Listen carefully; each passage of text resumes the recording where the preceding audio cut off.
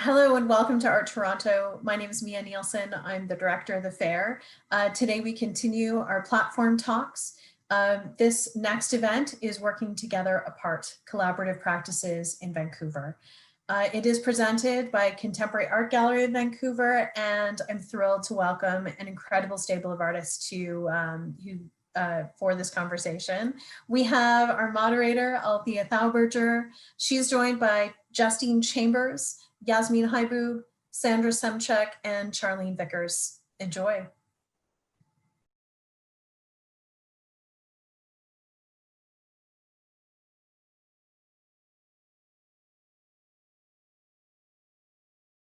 Hello, everyone. My name is Althea. Oh, hi. Great to see you all. Here we go.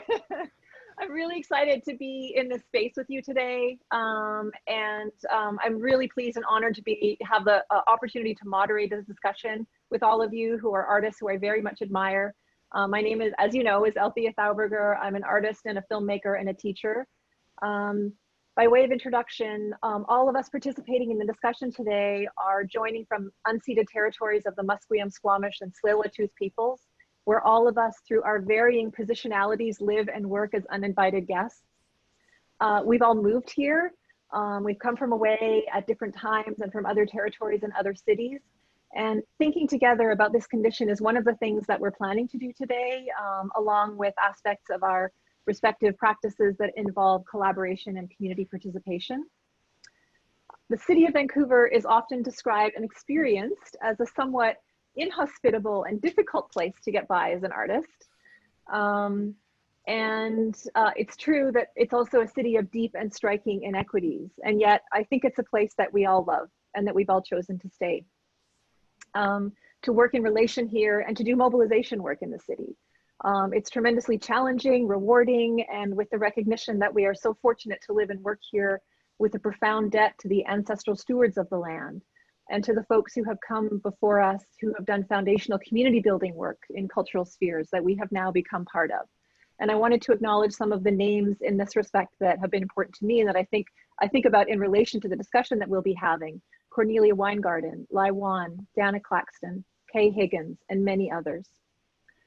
This panel discussion has resulted from an invitation that was extended by Art Toronto to the Contemporary Art Gallery in Vancouver to develop an event that reflected on Vancouver art and artists at this moment. I'd like to acknowledge and thank both organizations for this opportunity, and a special thank you to Matthew Hyland, the Executive Director of the CAG, for inviting me to moderate this discussion.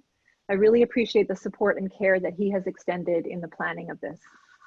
And finally, of course, huge thanks and gratitude to all of you for being here. I'm going to give a really brief introduction to all of you before we start, but also let the viewers to this know that your longer written bios will be available in the panel notes online. Justine A. Chambers is a dance artist and choreographer. Hi, Justine.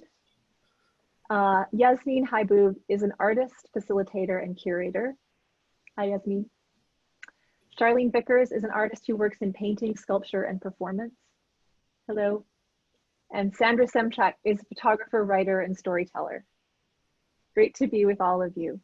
So as you know, I have two kind of open-ended questions for each of you. The first relates to coming to Vancouver and living and working here. And the second relates to community and collaborative practices in all of your work. Sandra, I was hoping we could start with you. So I'm going to sort of throw out a short series of questions to you, and please feel free to pick up on any aspect of them. So those start with the circumstances that brought you to Vancouver in the first place, something about that time, how did that go down? What were your first impressions and experiences in community here? And how has that changed over the years? Thank you. It's wonderful to be here with all of you. This is a nice little community that we're creating in the moment, aren't we? Yeah, it's spontaneous, isn't it, that it's happening right now? I'm grateful for this opportunity. I came in 1987 with my daughter, Rowena. She was, let's see, 87. She was 12 at the time, and she was navigating the little green truck that I had, all full of stuff, and we came because Marion Penner Bancroft was pregnant and wasn't going to be teaching for the next year. So I came to teach, and we were ready to create a new home. But of course, it's very strange to move from one landscape to another.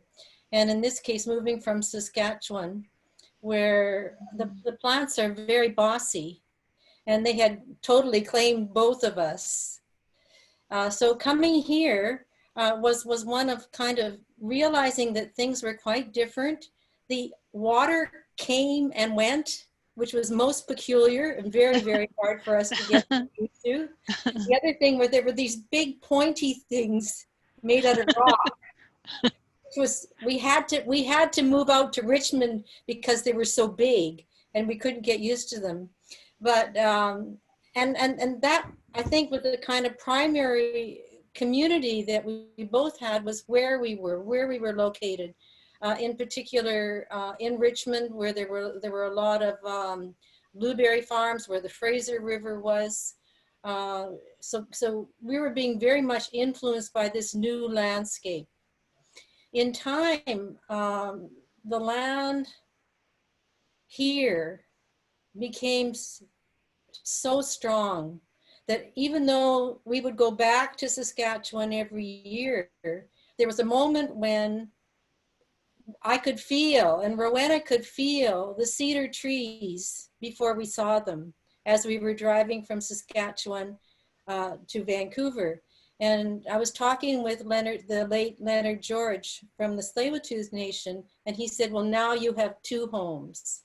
So it was really important. In terms of the artist community here, I was really lucky to be able to teach at Emily Carr for the longest time as a sessional, then much later as a part-time faculty, and then a full-time faculty member. So one of the things about Emily Carr was that it has a very nice, wonderful sense of community, and getting to know people within Vancouver at that time, was people like Dana Claxton, who was involved with the Grunt and with the Pit, and meeting James Nicholas and Anthony Favel, and a lot of people within the community that when you establish those kind of connections, sometimes we don't follow up with the connections a lot, but we have those heart connections, and there is a kind of attention that we give one another, that we pay attention to the work that we're doing, and we're learning from each other on an ongoing basis.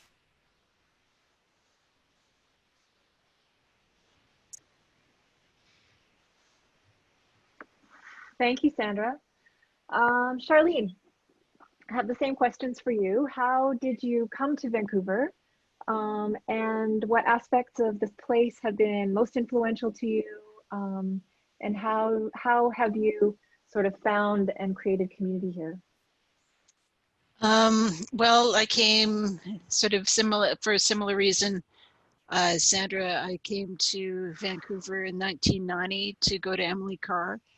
And so I was accepted into the painting program or foundation year, and came to Vancouver and sort of bounced back in between Vancouver. I originally am from Toronto. So I was sort of going back. I came here to be an artist, let's just say that. And and it was really quite a hard move for me to make, to come to Vancouver, and because all of my family is in Ontario. And so I guess I didn't really feel settled here at all until I was, till about third year of art school. And up until then, I was always wanting to drop out all the time. So for me, I would say that Vancouver didn't really feel like a home for a number of years. And being an artist, which was always my main goal in life, it took a long, long time to establish myself in the city, that's for sure, in terms of that that sort of ideal moment of feeling of community. I would say that didn't happen for at least 10 years. So I had my own sort of little, let's say I had my own bubble back then. And I found living in the city really hard. It was really hard. And I like what you were saying about inequities and being First Nations in the city is very tough, and trying to be a First Nations artist who doesn't work in traditional sort of ways is even harder. So yeah, so it took a long time for me to establish any sort of sense of community, or even establish a practice that I could actually say, oh, this is what an art practice is. Mm-hmm. So yeah, it took like a number of years for that to happen. And in terms of me, I'm sort of the kind of person who likes my bubble, and who likes my shelter, and likes to like hide away in my studio. It took a long time for me to like reach out and like actually find the community that is here, that Sandra kind of talks about. Because I felt that it was really hard to even feel that when I was at Emily Carr itself. So it was quite a hard sort of experience of trying to establish yourself, find your place, and be happy. So once I found myself being happy, then I felt like, oh, okay, well, this could be my home. Yeah. Very important. For sure. And it really took like a number. Have we talked about the collaborations part? Or have you asked about that? No, but I please feel free to go on into that, because I think that must have been a big part of like your relationship with the city. Yeah. Well, I guess it took a lot of coaxing from other people in terms of, a lot of people talk to me and describe my personality when they first meet me. They have to like pry conversation out of me. That was even worse in my 20s. So it was like quite a challenge for people to get to know me. And if people wanted to get to know me, they had to like pry me out of my apartment. And maybe that's a similar situation for a lot of artists in the city to try to engage with community itself. And in a lot of ways, I think creating community, I did like feel comfortable within that and create that community for me and on my terms. So that's something that I found that I could do through projects and getting out there and meeting people and saying, oh, let's do something together. Let's collaborate. And then that felt good. Yeah. Thank you. Yeah. So Yasmine, so if I'm not mistaken, I think you also came here to go to school. Yeah, I did. And so I suppose you would have also have entered into a form of community at Emily Carr University. And so what about that? What about that experience of sort of coming into an art school and the broader conditions of the city were influential to you, and perhaps has that changed since you arrived? Yeah, I guess that was 5 years ago now, and I honestly thought I would be gone by now, but I'm still here. Yeah, I don't know, the school itself, it took me a while, I would say, at Emily Carr. I always had friends, but they were always from different, or community, but they were always from different programs or doing different things. And it took me, I would say, up until I was there for about 3 years before I actually started figuring out where the galleries were in the first place, because that took me a while as well. And started getting, like, securing a better community. And it was really, I know the school itself is really good, but I find that you have to decide to go and do that. And I had Lucy Chan as a teacher too, and she used to bring some of us together into a classroom at lunch, and we would chat about our experiences and what was going on. So that was quite influential for me as well, I think, while I was in the school. But it definitely took up to a point where I was like, I remember going up to one of my professors and I said, you know, I'm not going to do any assignments this semester. I'm just going to do whatever I want, and then I'll bring it to you and we'll talk about it.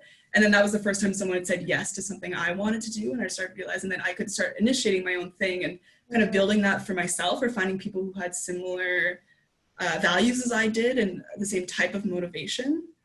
to go on. And it's funny that you said that, Charlene, because I'm the person that like pries people out. I'm like, hey, come and talk to these people, please. Like, I think you guys have a lot in common. I'm the prior. I tend to tug and tug and tug.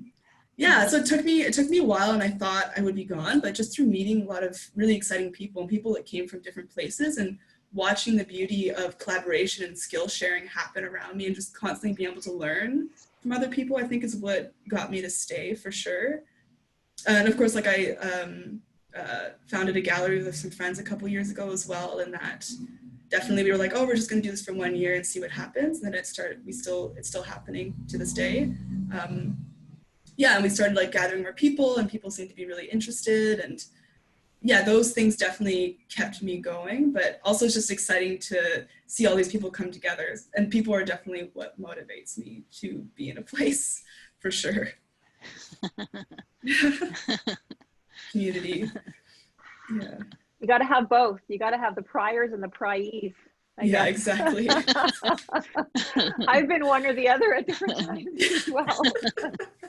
I was wondering, Yasmine, also about the city itself and kind of like outside of Emily Carr, and like you've definitely kind of built a community from within and also from without Emily Carr. I'm just wondering if there's anything that you want to share about other aspects of the city that have been influential to you in terms of how you think it's influenced your practice and the way that you understand approaching your work. Yeah, I'm really interested in, I guess, different infrastructures or the way that things function. And because of that, I've managed to start working with a couple of different galleries, and I've worked at a couple different galleries as well. And I find that the lack of space is definitely something that motivated me, kind of, also the thirst for space to happen and activity to happen within those spaces. So that's been a really big part of what I do and how I negotiate those things and think about how to empower myself in those spaces and other people, and then like kind of sharing those experiences, allowing us all to do that individually but together at the same time. So that for me is actually a really big thing of even just the lack of ability to find the galleries in my first couple years, of not knowing where to go, which of course is because of the high cost in Vancouver, and you kind of have to hide those things for legal reasons. But yeah, those things were definitely a big drive of how to do that in a way that can still be open and still be accessible, but still fit within the rules that are here, kind of, I guess, sidestepping the system a little bit. Yeah. Thank you. And so, hi, Justine. Yeah.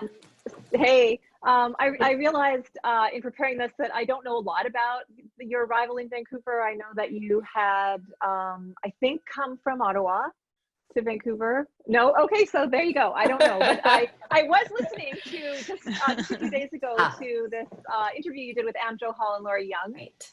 And you mentioned that when you came here, you were doing a lot of community mobilization work, and that had shifted in recent years because of becoming a mother and your different focuses. So, you know, a similar range of questions in terms of whatever you want to address in these things. Well, I came here in 2006 because my partner was going to UBC to do his MFA.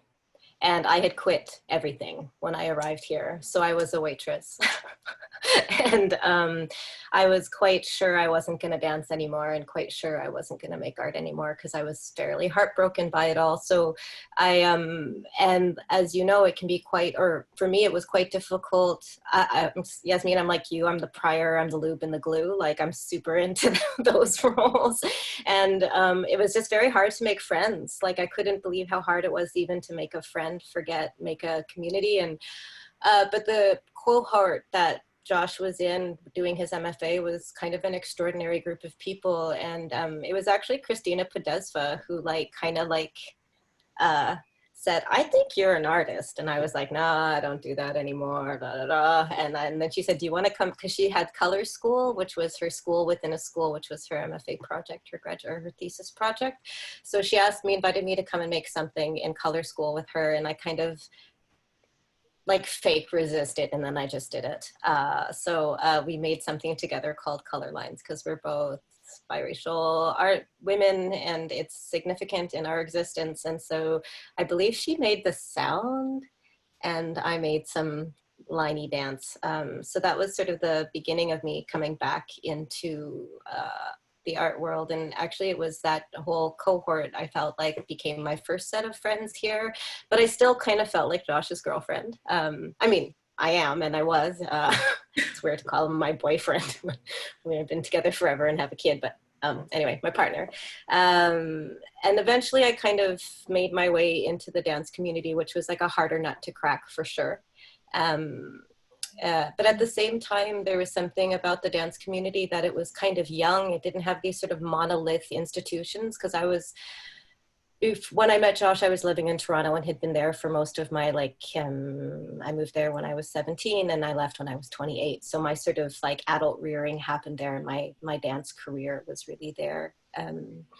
And there wasn't the same sort of like Toronto dance. They did like these there were institutions, but everything was a little bit more sideways and a little more malleable. And yeah, so I just felt like all of a sudden maybe there was space for me to make something, because I knew I didn't really make capital D dance. And although I did that as a dancer and loved it and also was heartbroken by it, I thought, oh, these sort of strange things I wanted to make that I didn't feel there was perhaps space for in Toronto, that I thought, oh, maybe I can do it here. But yeah, I also thought I would be gone pretty much after after Josh finished his MFA, because I was like, well, Vancouver is not really my city. And sometimes I still feel like that, but I do love my life here. And I think my kid I feel like it became like home when I had my son here, and he loves Vancouver. I mean, he's been a touring baby and he's been many places, and he'll say, Mama, don't you just love Vancouver? The skate parks, the beaches, the mountains, the tall buildings. And it's nice for him to reframe it for me when I get sort of cranky about it. But like you, Yasmine, like all of us, it's like the people. It's not so much the city as it's been the people that have anchored me here. And like I have a very beautiful community of humans that sort of straddle the dance and visual arts community. And I feel like I've really actually been included as a maker. And everyone's let me be sort of interstitial in my practice. I haven't had to define or redefine. It just is. So that's been sort of, yeah, that's been quite wonderful. And in terms of community mobilization, yeah, I'd like to put together people who I think should know each other. I feel like there's something so exciting and vibrant about that. And yeah, just asking questions about how we function as a community within the dance community specifically. Asking about, yeah, what kind of structures are in place that are not helping us be the artists that we could be, and what do we want to do about it as individuals together, as opposed to being an institution or building a company. But what do we want to do? Sadira Rodriguez always told me this beautiful thing about landslide starts with pebbles. And then so how can we be pebbles? And I think that's what I work on within my community is the pebbles that we can be together, and how we can slide things in one direction or another. Nicely put. Sadira is such a smart woman. I feel very lucky to hear her words. I miss Sadira. How great that she's come up in this conversation. And she continues to do really great stuff. Yeah. Yeah. Miss her presence though. And so maybe before we move on, I just maybe wanted to pick up on something that some of you have touched on, and that kind of has to do with the malleability of spaces here, or the kind of the degree to which some of the kind of possible connections, institutions, spaces are less established, and therefore potentially more open for shifts or changes or new directions. I wonder if that's something that it's something that I've noticed, and I think that I've benefited from. I wonder if that's the case if that resonates with any of the rest of you. Yeah. Yeah, definitely. Yeah. I mean, I feel like there's a way of embracing many ways of, that I always feel like when I deal with larger institutions, be them visual art or, small institutions even, but still are fixed in a certain way, maybe by location, but not by mindset, and I just feel that I can make proposals that maybe don't fit within what has happened or how programs have been built. And quite often it's a yes. And so then I always wonder if you don't ask, right? Like that sort of becomes the question, like if you don't ask, I think, there's something people always say to me, which is something that always makes me go a little like, "Wah," but like institutions are made up of people. And there's that part of me that's like, yeah, but, and then there's that part of me that's like, yeah, and there's the yeah, but, and the yeah, and. So I think that I've made proposals for things that have been accepted that perhaps I didn't feel could have been in a place with with more commitment to legacy. Mm-hmm. And thinking also about Cristina Lee Perez's work in that respect as well, very much, very much a kind of mobilizer and someone who sort of made those connections between people and really built something lasting from it, even though she's not here anymore. Anyone else want to say anything about that? Yeah, I mean, I feel like I found that more independently, maybe from just doing things with friends. And I found there's just such a thirst here for things to happen. And when you do, there is quite a bit of acceptance and conversations where, like, just even being, I don't know, with Ground Floor, when we would have events, people would come up to me and give me suggestions. They're like, hey, have you thought about this? Like, I was really thinking about you guys and was thinking about this one thing. And it's like this sort of ownership that happens almost as that thing goes, where everyone feels like they own it. So then that it is a constant dialogue. So I found that where like big shifts can happen in that way. But also just, I think through working with interdisciplinary work, like we've had industrial designers and people in theater and stuff also work with us. And I find that flexibility is something that allows it to go back and forth, but also from other institutions too, where we've worked with other institutions and we were shocked. We were like, okay, you want to work with us? Sure, that sounds great. Yeah, also always just surprised when people say yes. I'm like, wow, you can really just ask anything and see what happens. Because at the end of the day, you're still just asking, you're having a conversation. It'll go somewhere, even if it goes nowhere. So, yeah. Nowhere's always somewhere. Exactly.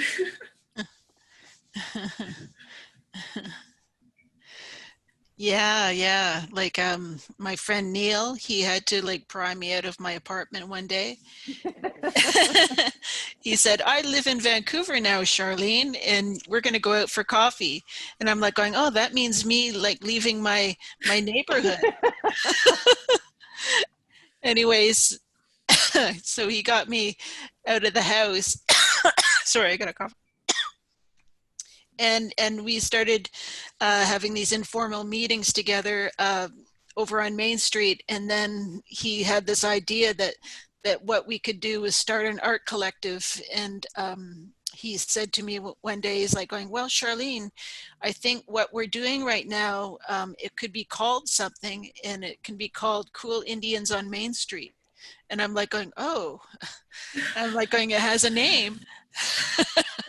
And then he's like going, and what we're doing, because we would meet on this bench on 13th and Main, and found that people, as they walked by, they would always notice us or look at us sitting on the bench. So we were like the two Indians sitting on the bench together. And so he named that too. He named that, he's like going, well, this is benching. This is benching. We're sitting on the bench together. And we're having our coffee, and so we would bring a radio and we'd bring a camera, and we'd like just sort of people watch all afternoon, and then people would watch us as they went by, and then we ended up creating like this project in a really informal way, and then bringing other people into it as well, unawares maybe too about like, oh well, just come and have coffee with us. And we like sort of named this little spot the teeniest res in North America, and you can come and be our guest. You can be our guest, and we like have named this little area, even though we're guests on the territories of the Salish people. So we were just like, okay, like this is our thing, and that was back in 2007. So that's when I felt like really when the prying helped me a lot. And then we could like get together and bring people into our fold. and then that became like a performance and a display table, and we did it for live biennale, and we did it for Not Sent Letters, Jeremy Todd's interdisciplinary nights he would have. He's been having those for at least 10 years now, and I'm not certain. I like the interbliss as well. Interbliss. One. It's a really good one. Yeah. Interblissinary, you know. Yeah, exactly. So anyways, we like have been doing these sort of informal performances and get-togethers and creating our own community and our own thing, and in the meantime also doing, like, Neil's a writer and a poet and performs his poetry, and I'm a painter, and I started doing performance art myself. So it's just like building things around talking out things of what we could do. And I was like, oh, like, so he really helped me open doors, and sort of other people who came into my life helped me do the same thing, such as my friend Maria Hupfield. And I always like to describe her as tricking me into being a performance artist. And yeah, just like sort of like saying, oh, well, we could do this, and not calling it performance. And as we're doing it, saying, Charlene, this is performance. What's happening now? Like, Charlene, you're performing right now. I'm like, what? I hate performance art. Anyways, so then it's just like, I love the moments where you like have these recognitions with people you're talking about or doing things with, and you're like going, oh yeah, like this is it. We're doing it right now. We're benching. Everybody's benching. We're on the computer right now, talking, and we're benching. Yeah. So, yeah. Oh, cool. That's great. That's actually something I think that is the beauty of Vancouver, is the acknowledgement of like the things that you're already doing, and then putting so much value onto it, if that makes sense. Like that's where I found my practice and like move forward. And that sounds like that's what you did as well. It's just so beautiful when you just place value on the day-to-day things that you enjoy so much, then you can call that practice. And in some ways it's working smart, not hard, but it is bringing joy to the day-to-day. Yeah. Yeah, acknowledging those moments is really important. And that's something that's really helped me establish a foundation for myself to continue creating and making and existing in every sort of exploration that I get involved with. So, yeah. That I really love what you said about recognitions with people.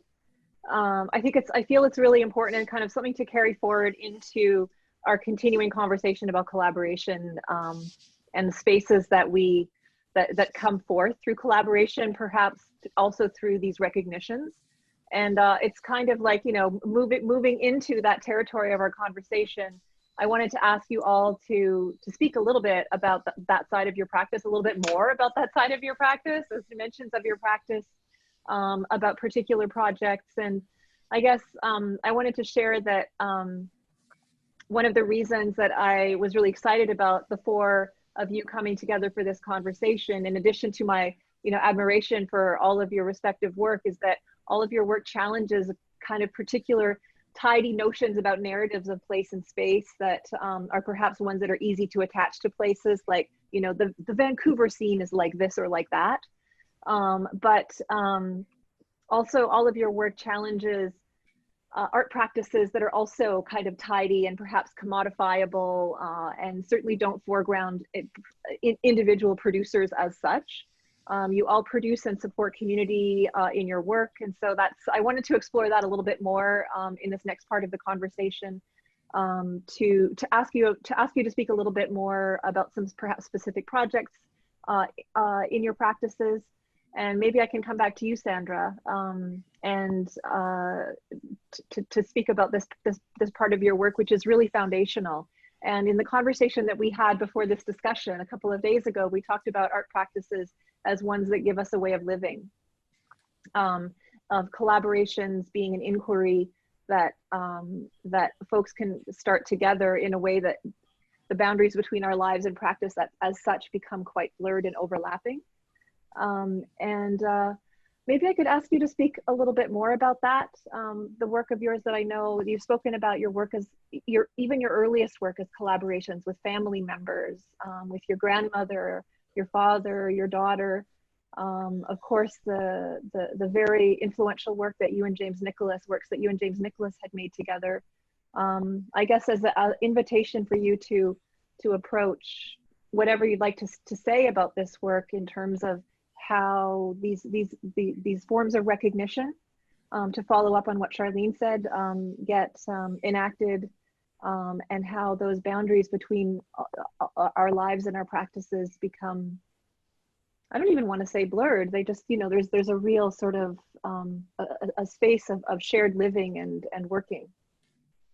Thank you. I've been looking a lot this summer at an invitation. I want to bring up Marie Hupfield's name again. This invitation, can you see it? Yes. And I just want to start with that because I want to start with this self-recognition of loneliness. You know, that being human isn't easy. It isn't easy to be a human being in a capitalist society. That, you know, I grew up in an extended family, Ukrainian and Polish family, and there was a very strong sense of community. But that changed as I moved into increasingly urban environments where that sense of individuality became more and more important. And I grew to kind of enjoy that kind of separation and solitude that was within that. But that piece by Maria Hupfield, you know, where she's built this kind of structure around herself with 2x4s, which is the structure that we use for building our homes, that she built around herself, and then you know, she shows us the back of her head or the front, I'm not sure which it is, with jingles in it, and they're a little bit off tilt.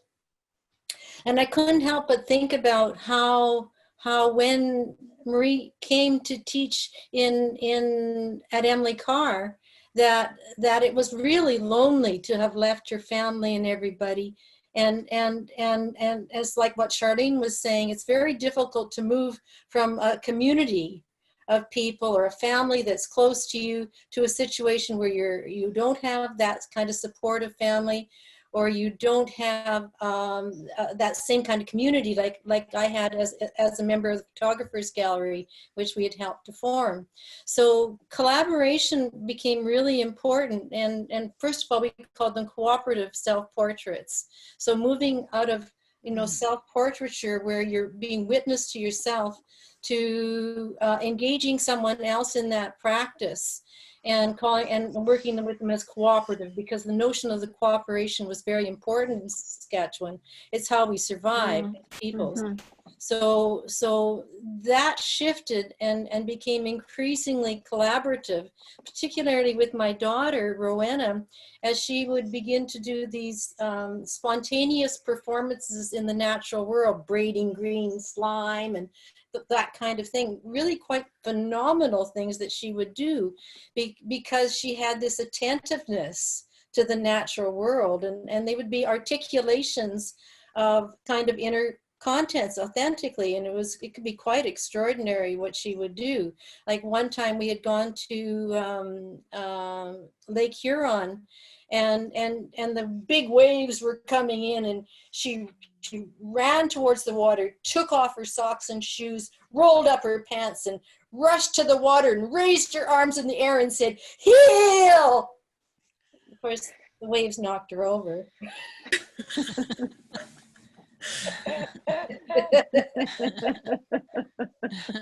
But it's coming out of that kind of spending time with her and my father through 4 near-death experiences after his heart attack, that you know, these things enabled me to move closer in some way, not having those kind of boundaries or separations, or that kind of need to keep people at a distance to feel safe, eh? But coming out of a culture that had experienced so much violence for so many centuries, and slavery and those kinds of things, that those structures get carried on and carried forward. So how do we break down those structures? So when I met James Nicholas, who came from northern Manitoba, from Nelson House, from the Nishichewe Nation, he was Rock Cree. He'd been working as a liaison between governments, provincial government and federal government and his nation for 16 years and was burnt out. He gave away everything and came to Vancouver. And we met, and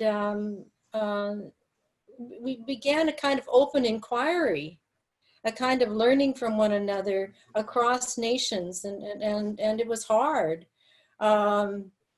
I think one of the things for me as a white woman or a Caucasian woman is to recognize the depth of suffering that First Nations experience as individuals, as communities, that is ongoing, and that process of moving out of denial is very, very slow and very, very, very painful to do that.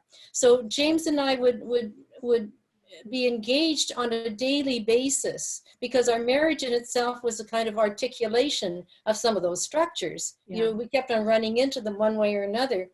And we would experience something in the landscape or at a treaty talk or whatever that would spark our curiosity, and we would begin to do a piece and begin to do a work.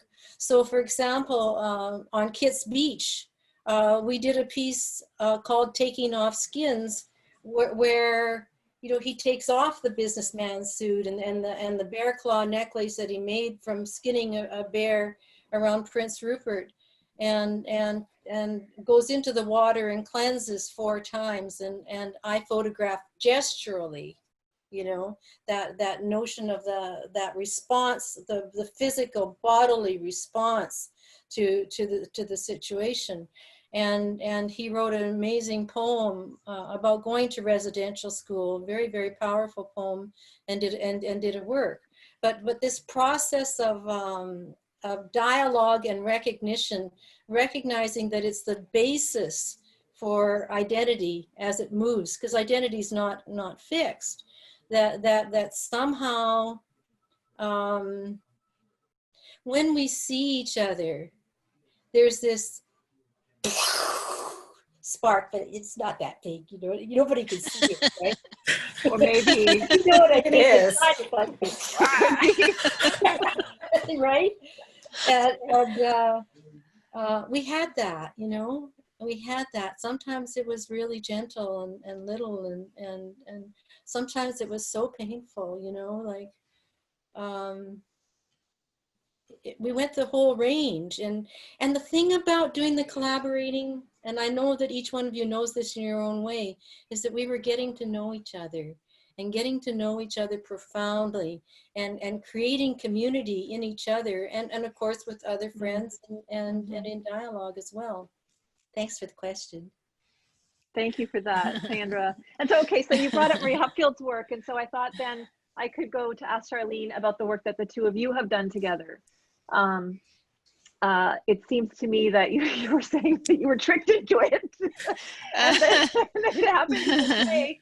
But there seems to be in the work. Could you perhaps just describe one of the works that you've done together, the exchange that happened? There seems to me to be a really kind of amazing dialogue, understanding, and even intimacy or something between the two of you in this work. Yeah. Well, I would say we started collaborating in 2010. And Jeremy Todd was doing Not Sent Letters evening again, and suggested, because we were hanging out a lot in Palsy and everything, and he said, well, you guys could do a collaboration together. And we didn't really know what that was going to be, but I guess it was just before she was living in Vancouver, and she was just about to move to New York. And so it was like the day before she was going to move, and she's like going, let's go to your studio and just have a jam session. And we just brought all this material in with us, and we got together and started making stuff, and we spent 5 hours just making things and then showing each other what we made. And often they were kind of funny and jokes. The kind of jokes are kind of like they look like weird erotic objects or something like that, and we like laugh. And so I think in the end we were just like going, okay, that's the goal of what we're doing right now. We're making things to make each other laugh. And so then we're like going, well, we've got all this sort of, we've got all these things we've made, and then we'll make the display table. And so then it was like the day before we were going to have this display table at the Not Sent Letters evening. And then she started sort of going into the details of like, oh, well, Charlene, this could be a performance. You could like be the demonstrator of all the items to people. And I'm like going, well, I guess I could do that, but I don't know. I can't see myself doing performance, because in my mind, I thought performance was very dramatic looking and involved blood or nudity. So it's just like, I'm like going, well, okay, I'll do it. I'll do it sort of at my level or my speed, let's say. And so that's how she sort of slid performance into the mix of what we were going to do. And then it was like, then she just would bring out different venues or opportunities, because I guess at that point she was getting more opportunities, and I didn't really have any sort of people approaching me to do stuff at that point. But she was like, she had like more, I guess it's like collaboration is also a sharing of networks and stuff. So her networks were quite more expansive than what I had at the time. So it was always like, oh, well, we could go on a paid vacation to here, and we could do our performance here. And I'd be like, oh, okay, well, I'd be into that. And then it's like, then we can like have time to hang out together, because she had moved away, and so it was like, oh, and then if I had something, I'd be like, oh, well, I've got this thing that we could do here. So it was more of a like, oh, it's going to be a get together, and there'll be some making in the time that we're together, and then there'll be a performance of what we made. So we've done it several times. Like I went to Brooklyn one year, and we spent like a whole 2 weeks making stuff, and then developed a performance to do in Brooklyn. And then we took that to Montreal, and we did it in Montreal as well. And then most recently, we had a commission for the Seattle Art Fair in 2018, and got together and made this massive paper sculpture that looks like a big cone with a bunch of little cones on it. And so we got together and made this work in Brooklyn and Vancouver, and then brought the elements together in Seattle, and made this 10-foot tall cone. And then we developed that into performance to do for the whole weekend of the Seattle Art Fair. So it's just like us getting together and like having a good time, but working really hard at the same time. Yeah, but she really had to like encourage me to open up possibilities of what it was. And then when it was like, when I was feeling good about it, then there was a real as we went along, we were really building trust with each other, and really giving to each other, and found that doing performance together was very empowering for both of us, and we could really improvise in the moment times as well. And we found that we were learning from each other as we were doing performances and making it at the same time. So we were like, we were like really learning, and we're like going, well, we made this object this big jingle cone for the Seattle Art Fair. But then we realized as we were performing with the jingle cone that there were things that were happening where we were actually, I don't know if you would call it like sort of recognitions or within yourself, or some sort of therapeutic thing happening within ourselves, and themes and ideas. And we called the piece Sounds and Jingles and Sounds for Speaking to Our Grandmothers. And so that's what the whole work was called in the end, with the performances. And something we didn't realize as we were like making the work was we both found out by sharing with each other that we both didn't know our maternal grandmothers. And for whatever reasons, I have been personally, I was part of the 60s scoop, so I didn't grow up in my community at all, and didn't know my maternal grandmother or my mother or even my community still.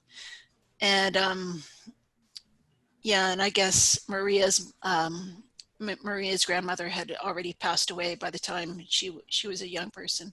So we were just finding there were so many things that through making and through performing and through the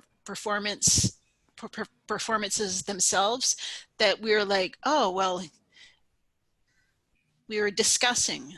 There was always a discussion or right afterwards, and we were like you go, oh, why do you feel bad? Or why do you feel uncomfortable with this? And then we'd be like, oh, yeah. So it was like within those moments, I think there was sort of like revelations and moments to heal. So it was like this thing that we were making was our way of bringing some sort of opening up with each other. So it was really powerful. Some of our things we've done together are very powerful, and yeah, that's our collaboration. It's very powerful how you describe, and so many kind of overlaps and commonalities with what Sandra has described. The kind of sparks that have come up, the way that humor and fun can be a part of it, healing, thinking of the ancestral dimension and what can kind of move through us. It also very strongly reminds me, Justine, of the way you have spoken, you and Laura Young have spoken about your work together. Laura Young, a Berlin-based dance artist and choreographer as well. I'd just like to ask if you can share some of the work that the two of you have done together, with the acknowledgement that you've worked collaboratively with many, many other artists and groups, but specifically the work that you've done with Laurie, I think, is quite resonant in this conversation. Yeah, I mean, like you said, Charlene, like we collaborated because we love each other. I mean, or we were so curious about the other person that I wanted more. And I thought, oh, how are we gonna hang out? And she lives way the heck over there. I mean, I live about as far as you can in Canada from Berlin, you know? So it was, but why you said the Ottawa thing is that Laurie and I both grew up, well, I didn't totally grow up in Ottawa, but mostly in Ottawa. So we have similar ghosts, but we didn't know each other in that time. We went to the same dance school, but we didn't know each other in that time. So we sort of we went to the same parties, we figured out, but we didn't know each other. So there's all this sort of overlap. We were in Ottawa last year walking, and I said, oh, I used to go to parties on this street. And she was like, me too. And I was like, the Flora parties? Anyway, so yeah, I mean, for Laurie and I mean, we have so many similarities in our practice where we're thinking about our bodies as like choreography as archival practice as opposed to dance practice, and thinking about, you know, gesture, and how do you hold your own gestures and everybody else's gesture in your body, and what is it to share an archive that is an alternative to the archives that that are always presented to us, that house somebody else's perspective instead of our own. And I think within dance, Lori and I both felt like dance has given us so much, our ballet training, our modern training, all these things, but also that we also didn't fit in it completely because that is not the cosmology that we come from. So there is always this thing of being perpetually othered as dancers, being the wild woman, being the ooga booga person, being like, not even joking, like literally being called that on a casting sheet, you know. So so we made this work about gestures of resistance, and what became, and we're both moms, and being a mother in dance is like taboo also, or not so much anymore, but was for a period of time. So we were just looking for the iconic gestures that anybody would recognize and sort of be consuming through media, but also what are the other gestures of resistance that we're living in the everyday. And this is, like you said before, Charlene and Yasmine and also Sandra, is like placing value in the everyday, that if we are making decisions about what the things that we're already doing, that we've always been doing, that have everything to do with how we are in the world. And for Lori and I, we're just always thinking about how we're moving through the world and how we're moved by the world also. I mean, how the world has choreographed our bodies, and also in the ways that we're complicit and not. And so, but really it came from kinship and deep care and loving each other. And we found out we do not make the same way. So we had a very constipated process at the beginning. I was like, oh, you do that? Oh, I don't do that. But in that, like, in that tension, the one thing that we could always do is like really love each other. And that was unbelievable to me, because I was not accustomed to that. And because there's a fundamental understanding that we are always on the edge, molding our bodies to the space around us, and that we didn't have to do that with each other, so that the conflict didn't matter. It was like we were just working on stuff together, and then you're in discussion and why, and then we built this thing that I love so much. Like I don't know when we'll get to do it again, but we're lucky we got to do it before COVID hit, and it's just the two of us dancing to some good bass, doing tiny gestures for an hour, and it makes my heart like sing, you know. And that's all. If that's, like I said, if that's the last thing, and it was the first thing both of us had made on a stage in about 10 years. I haven't made work on a stage in a long time. So to sort of arrive back on the stage, which is a very normal thing for us, but to have it really be, like you were saying too, Charlene, like on our terms, like I'm going to be here the way I need to be here, with all of myself, all the time, and with her in solidarity and with care and love. And that doesn't mean it's easy. It just means that that was sort of unconditional, and then terms from anything, like a beautiful space for things to happen. And the work is always happening, even though we're not doing it. It's happening every moment of every day. So it's not separate from our lives. We just find a frame for it, and when the time comes to perform it, and we wear great outfits, which also helps everything. Okay, that's enough. Thank you. Yeah, you definitely have great outfits.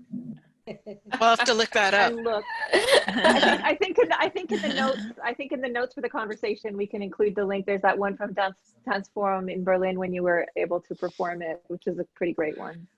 Yeah, and the costumes were done by another person we both love and mutually knew in our lives separately, but not together until later, who is Sarah Doucette, an incredible human being who put us in great outfits.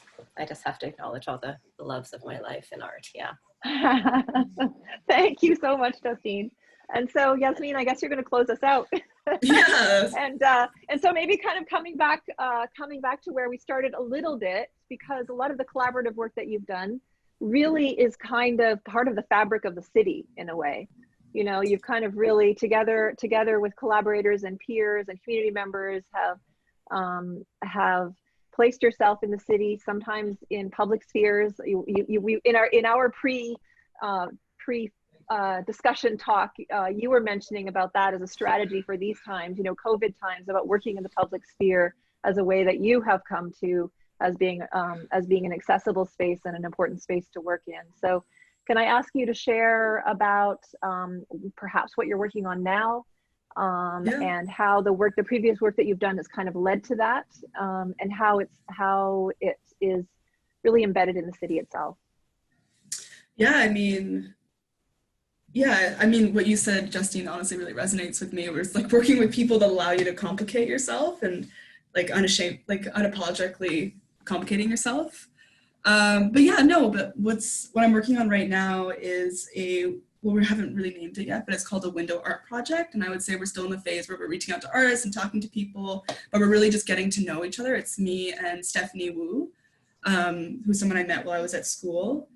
And I don't know, for us, we only started talking during COVID. We were friends before, but during COVID, somehow we always ended up on video calls, and all of a sudden we'd be talking for 5 or 6 hours at a time, because I was in Victoria looking after my grandparents at the time. And it came out of that. And for us, it just made a lot of sense because we were already talking about exhibition modalities and how sometimes the gallery space really just doesn't make sense to us. We don't really understand why it's functioning the way it's functioned as a globalized object, but also as something that kind of simplifies rather than allows it to expand or be additive. So for us, it was like something we were already interested in before. And for me, public space has always been a really beautiful place to work. Because of my mixed identity, it's something I've learned how to professionally play being authoritative in a certain way.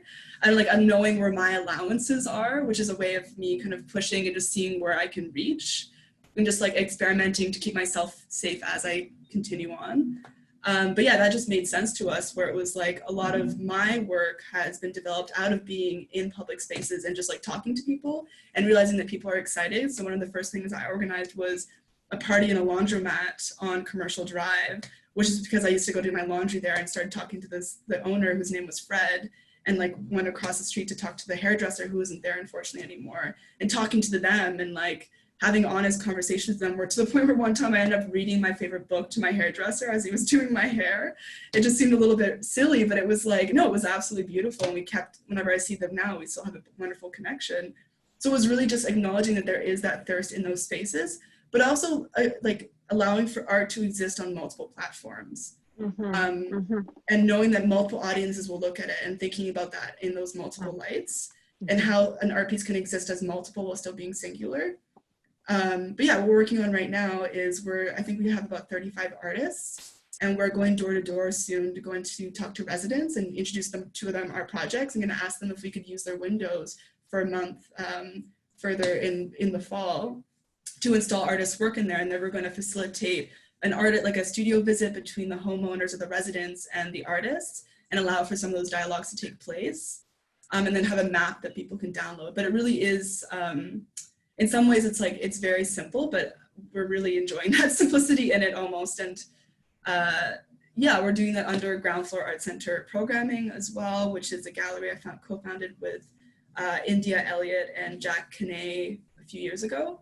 And that in itself is meant for early emerging artists, and it's meant for us and for them to have a space where positive failure is possible. And it's great when it does happen in that way. And if it works out, it works out. If it doesn't, it doesn't. Both things are great. Something happened, and that's fantastic. And that's something where we've learned a lot through doing that, for sure. I've definitely learned a lot through doing that, because I had no idea what I was doing when I got into it. I had a point I was going to say at the end, but I can't remember what it is anymore. But yeah. I got lost in a little bit. But I don't know. Those things are in Vancouver. There needs to be more, in my opinion. Things need to be more accessible. Things need to be easier to find, or like there should be a system that you should be able to access where someone shows you the ropes or shows you where to go. Being an artist here, in some ways, it's really exciting. Only reason I get to do what I do now is because I have an art family that I've managed to make for myself, and those people really support me, and they've started their own businesses and work me into their works as well. I have a friend who just started a framing company called Exotic Framing, and he's teaching me how to frame right now. And his whole business plan, Simon Griefield, that's what his name is, but he's also just working with artists. So in some ways, it's like my practice and a lot of my peers' practices has become being an early emerging artist, and like thinking about how to do that, and thinking about how to do that with your peers.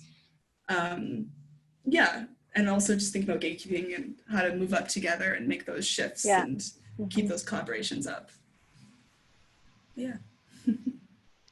Thank you. Thank you so much, everyone. I've been getting notices about the time. That's going over time a little bit, so I'm mindful of that. But I mean, it's not surprising given, you know, the amazing brilliance and generosity of everything that you've shared and how rich all of your works are, how moving all of your ways of working are.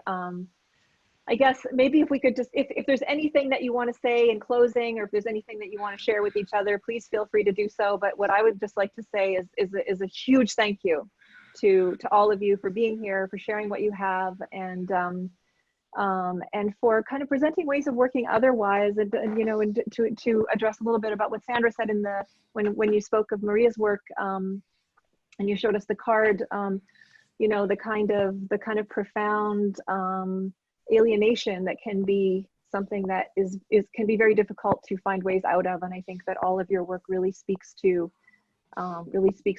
generous and generative ways to move away from that. Thank you. Yeah, thank you. Thank you. And yeah, I hope that when I see any of you on the street, that will be soon. I'm gonna come sit down and bench with you. Yeah, Come and bench Yeah, for sure. Yeah. For sure. Thank you, Althea, too. This is really great. Thank I'm also a really big Thank fan you. of all of yours. I just want to say that. I'm Same. really excited to be on the same call with you all. Same. Yeah. Thank So you. great to be with all of you. Thank you. Ditto. Thank you. And thanks to Have a everyone wonderful rest of your Monday. Thank you. And to all the eventual viewers of this, thank you for lending us this time.